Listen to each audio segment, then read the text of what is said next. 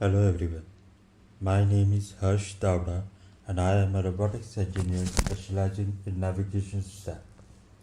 Today in this video, I'll be answering the question posted on ROS Discourse and thereby explaining some of the basic concepts regarding ROS frames. Before going into details regarding the ROS frame, I will be explaining in brief some of the theoretical concepts with examples and demos so it can be easier to understand what the specified frames are and why are they required. Without further ado, let's learn some basics about ROS frames. Coordinate systems and its significance in mathematics. ROS frames are called coordinate systems in mathematical context. In any mathematical problem where we need to identify the positions or orientation of multiple geometrical objects of interest, we need to define a reference system. There are various standard coordinate systems designed for different dimensions and use cases which have been widely used in many applications to simplify complex computations and for making it easy for us to understand, design, and represent multidimensional systems. In a generalized sense, the coordinate systems consist of multiple independent linear references which are uniformly divided into smaller units. This makes it easier for us to discretize and represent possible states of objects in system along each dimensions. Some examples of the coordinate systems are given on the screen. Using the coordinate system as a reference and using the tools available for coordinate geometry, complex computations like real-time accurate simulations, modeling, and navigation has become easier to work on. Need for multiple coordinate systems. Now that we understood coordinate systems, we need to understand why would we ever need multiple coordinate systems in any application? Why not just work with single coordinate system? Simplest answer is that the universe is a really huge environment and we will never be able to define a single unified coordinate system for any application. The main point of using coordinate system is the ability to choose where the origin and the axis will be. For different applications, a same system can have different coordinate systems. There can also be subsystems in a system which has its own coordinate system. There can be an entire subsystem hierarchy inside a system. For a very complex application like automobile design, robotics manipulation, or even gaming systems, it gives us the ability to divide the entire system into smaller components and have the related tasks done in a simple, detailed manner so that it's easier to divide the workflows based on these components, maintain them, and even control their states. Now we have an idea of the need for multiple coordinate frames. We need to understand how do we work with all these different coordinate frames. To represent a coordinate frame with respect to another, we need the relative position and the orientation of frame with respect to another.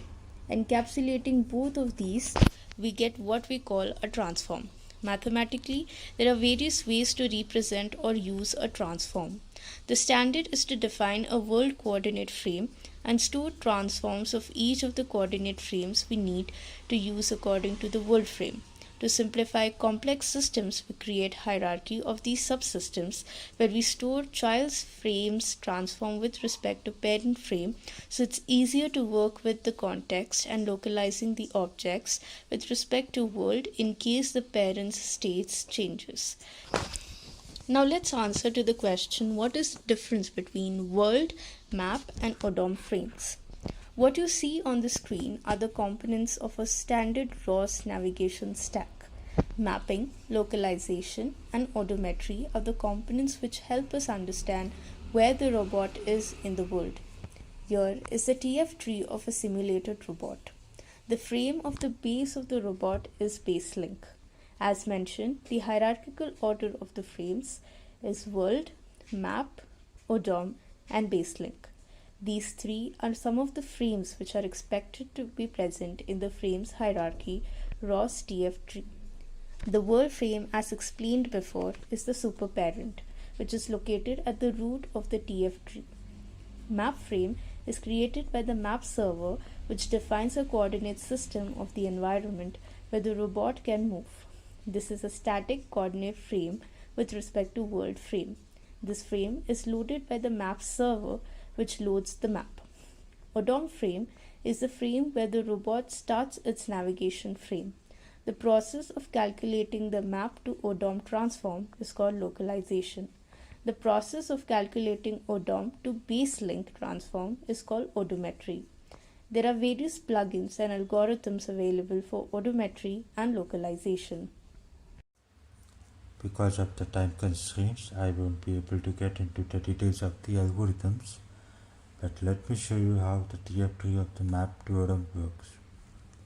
Here we have a robot in a B-map environment which uses LiDAR for localization and wheel encoders for odometry. So when the robot starts, it doesn't know where it is in the map. But as it moves, the localization algorithm will keep trying to correct the odom frame so we can accurately understand where are we on the map and thereby the world. As you can see, the slowly laser data is matching the map, and now it's able to navigate through the map without any problems.